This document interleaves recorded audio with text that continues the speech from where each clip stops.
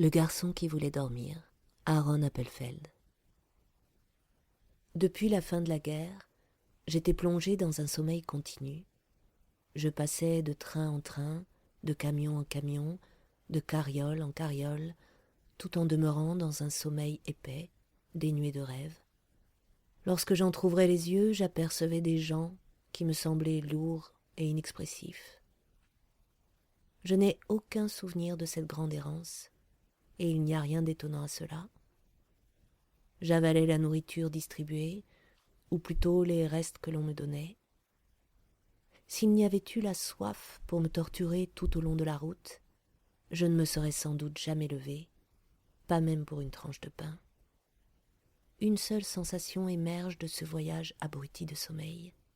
L'eau fraîche et limpide des rivières, apaisant pour un instant trop fugace le feu qui brûlait en moi avant que la soif ne me torture de nouveau. Les réfugiés me portaient à bout de bras. Si l'on m'oubliait, il se trouvait toujours quelqu'un pour venir me chercher. Mon corps a gardé l'empreinte de cette errance chaotique, bien mieux que moi. J'ai parfois l'impression d'être porté dans le noir ou d'avancer en titubant. Apparemment, je ne saurais jamais ce qui m'est arrivé durant ces jours de sommeil. Hormis le timbre d'une voix qui s'adressait à moi, le goût du pain que l'on fourrait dans ma bouche, et à part ça, le brouillard. C'est ainsi que je suis parvenu ici. On a relevé les bâches, des gens et des ballots se sont déversés. Naples, ont clamé les chauffeurs des camions. Le ciel était très haut, le soleil brûlant se noyait dans la mer, la lumière était aveuglante. Je n'ai pas eu la moindre envie de me mêler à la bousculade pour prendre un lit d'assaut dans un baraquement ou de faire la queue pour recevoir les vêtements distribués par les employés du joint. L'effervescence et la soif de vie de tous ces gens pressés me paraissaient grotesques. Je tenais à peine sur mes jambes, mais je réussis à me traîner jusqu'au pied d'un arbre où je m'effondrai et m'endormis.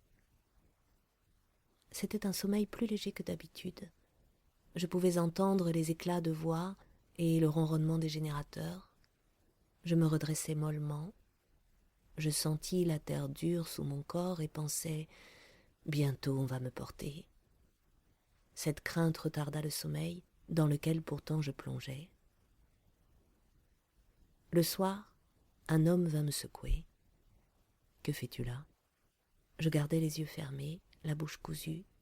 Il continua de me secouer jusqu'à ce que je réponde. « Je dors. »« Tu as mangé ?»« Je n'ai pas faim. » Je connaissais bien ces désagréments.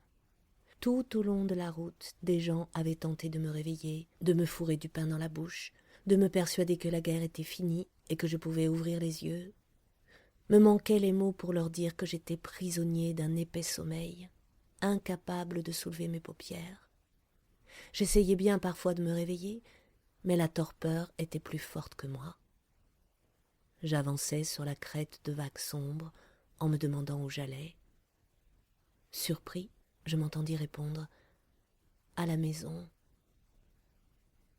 Seule une poignée de réfugiés cherchait à rentrer chez eux. Les autres se pressaient dans les trains et les camions en direction de la mer. Les gens savaient ce qu'ils voulaient.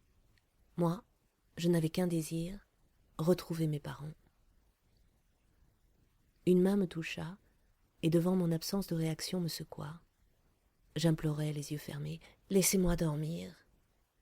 Il ne faut pas dormir tout le temps, mais je suis encore fatiguée. Laissez-moi. L'homme s'exécuta avant de revenir à la charge. Mon sommeil était moins profond et je sentais qu'il était déterminé à m'en sortir coûte que coûte.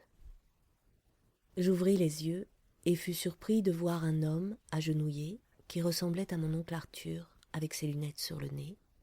Je savais que ce n'était pas lui, mais la ressemblance me réjouit.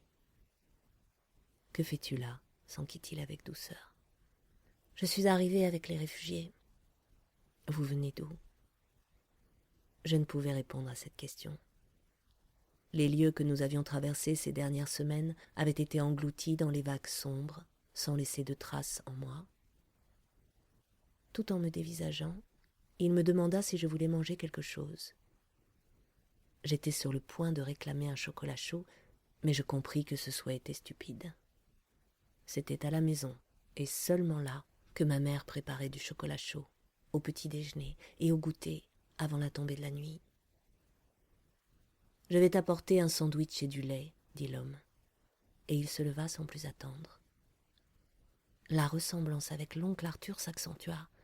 À mon grand étonnement, il n'avait pas seulement sa silhouette et son visage, mais ses mouvements aussi, et je décidai de lui demander s'il était communiste. Il revint avec un plateau rempli de victuailles. « Merci, dis-je. Depuis que j'avais dit adieu à ma maison des années plus tôt, personne ne m'avait jamais servi à manger sur un plateau. « Bon appétit, dit-il. » J'entendais ces mots pour la première fois depuis le début de la guerre. Je me mis à manger, et chaque bouchée creusa un peu plus mon appétit. Je dévorais tout jusqu'à la dernière miette. Il me dévisageait sans me déranger, puis il finit par me demander mon nom. Je le lui dis.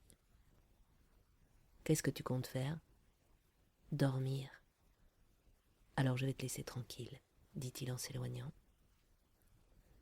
J'étais de nouveau avec moi-même, soulagé. Depuis la guerre, j'avais du mal à être en compagnie des hommes. Le sommeil était mon état naturel. C'est là que je vivais pleinement, et cette plénitude m'était nécessaire, comme l'air l'est à la respiration. Parfois, un rêve surgissait et flottait, menaçant. Le lendemain, l'homme qui me rappelait mon oncle Arthur revint me voir, et je fus une fois encore saisi par la ressemblance. Il s'inquiéta de mon sommeil. Avait-il été agréable ? Je répondis par l'affirmative, puis je ne pus m'empêcher de lui poser la question. Connaissait-il quelqu'un du nom d'Arthur Bloom ? Non. Vous lui ressemblez. C'est mon oncle. Il me demanda quel âge j'avais. Je le lui dis. 16 ans et 9 mois. Que veux-tu faire ? Me dit-il avec la sollicitude d'un parent et non d'un étranger. Je l'ignore encore. Plus tard dans la nuit, je m'éveillai et découvris un plateau de fruits et un mot où il était écrit « Bonjour mon jeune ami, je quitte le camp cette nuit et poursuis mon chemin. Je te souhaite un bon réveil et une vie pleine de curiosité, d'action et de capacité à aimer. » C'était signé « Ton ami qui ressemble à l'oncle Arthur. » Je lus et relus ces mots, la vue brouillée par les larmes.